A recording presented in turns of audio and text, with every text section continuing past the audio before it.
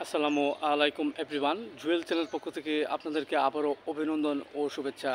আজ আপনার মাঝে একটি নতুন ভিডিও নিয়ে হাজির হয়েছি। ভিডিওটি হলো অর্শ থেকে কিভাবে মুক্তি পাওয়া যায়। দেখেন এভরিওয়ান, এটি একটি ইম্পর্ট্যান্ট একটি ডিজিজ।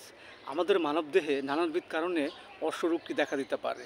এর মধ্যে কিছু উল্লেখযোগ্য কারণ হলো আমাদের গ্রহদ্বারে যদি অত্যধিক পরিমাণে কৃমিজনিত কোনো উপসর্গ বা লক্ষণ বেশি থাকে, কিংবা আমরা যদি অত্যধিক পরিমাণে আমাদের মাঝে কোষ্ঠকাঠিন্যতা থাকে এবং আমরা যদি অলসভাবে দিন কাটাই, কোনো কাজকর্ম না করি, এর ফলেও আমাদের মাঝে অর্শরোগটি দেখা দিতে পারে।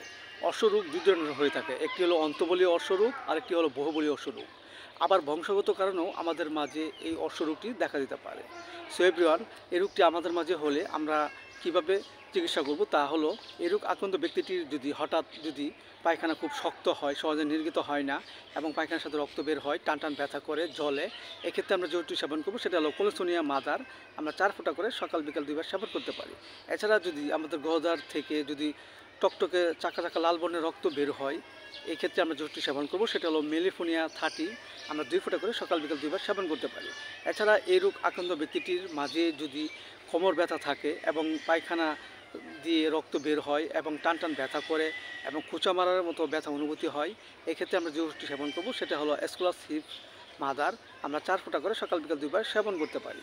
এবং আমাদের মাঝে যদি এই রোগ আক্রান্ত ব্যক্তিটি শীতকাতর হয় এবং প্রস্রাবে দুর্গন্ধ থাকে এবং গ্রহদ্বার খুব জ্বালা থাকে, মনে হয় কোনো কিছু কাছে দিয়ে আটকানো হচ্ছে বা ভিদে, এরকম অনুভূতি হয়, এক্ষেত্রে আমরা যে ওষুধটি সেবন করবো সেটা হলো অ্যাসিড-নাইট্রিকাম 30। আমরা 2 ফোঁটা করে সকাল বিকাল 2 বার সেবন করতে পারি। এবং পাশাপাশি আমাদের হোমিওপ্যাথি যে বায়োকেমিক বড়ি, ম্যাকফস 6-এর 4টি করে চিবিয়ে হালকা গরম কুসুম পানি সহ আমরা সকাল বিকাল 2 বার সেবন করতে পারি। এবং বায়োকেমিক বড়ি ক্যালকুলেট 4-6-এর 4টি করে চিবিয়ে হালকা গরম কুসুম পানি সহ আমরা সকাল বিকাল 2 বার সেবন করতে পারি। এতে করে আমাদের মাঝে যে অর্শরোগটি দেখা দিয়েছে তা আস্তে আস্তে মুক্ত হয়ে যাবে এবং আমাদের মধ্যে সুস্থতা ফিরে আসবে।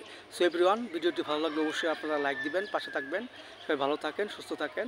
Thank you so much.